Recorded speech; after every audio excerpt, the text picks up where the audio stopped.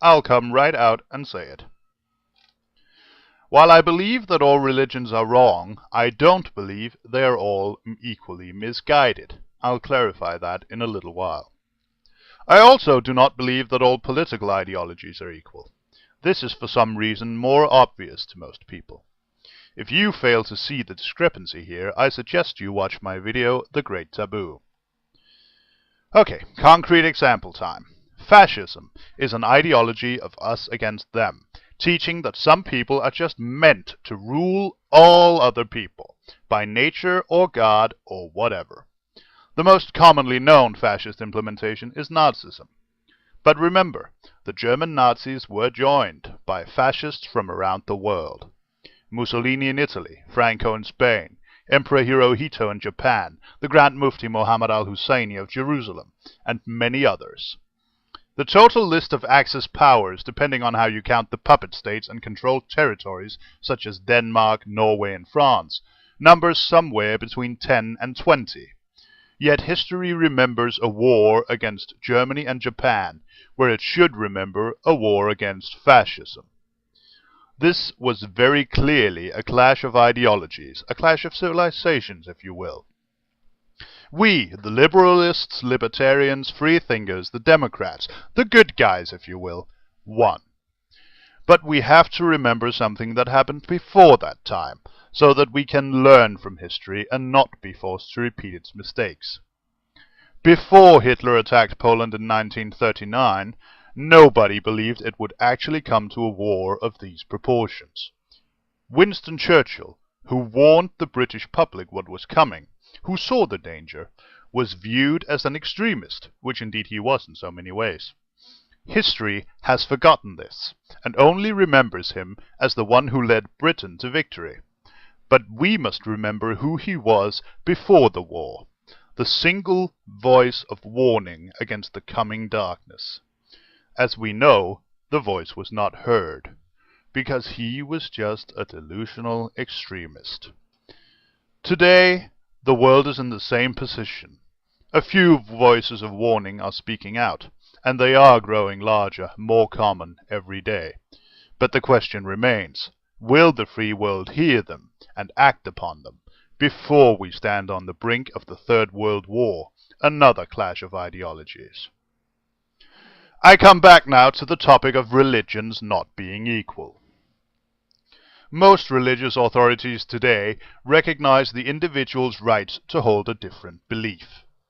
There is one notable exception.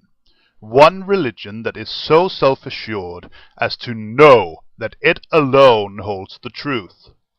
And if you have no idea what I'm talking about, now would be a good time to take your head out of the sand. Islam is not only a religion, it's also a political ideology. Most people, in the West at least, miss the curve here, because we are so used to the thought that religion is a personal issue that it doesn't even cross our minds.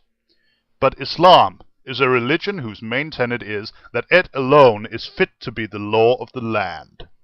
Yes, most Western countries have laws that are loosely based on Christianity, but we have, for the most part, gotten rid of this religious infestation of our lawmaking process, the United States of America being a notable exception. And either way, Christianity and Islam are not interchangeable. Christianity's main protagonist, if you will allow me to use that term, is a peace-loving, lowly hermit with no clothes except what he's wearing, not a lot of money, riding on the back of a donkey. Islam's prophet was a political leader, a warrior priest, who used his army to spread his religion from Medina, where he gained control, to Mecca, and from there to the rest of the Arabian Peninsula. Over 300 years ago, these two religions fought their last major battle at Vienna in the middle of Europe on the 11th and 12th of September 1683. Today, we stand at the brink of a reiteration of that war, and the first shot was fired on September 11th, 2001. The enemy this time is not fascism, it's Islamofascism.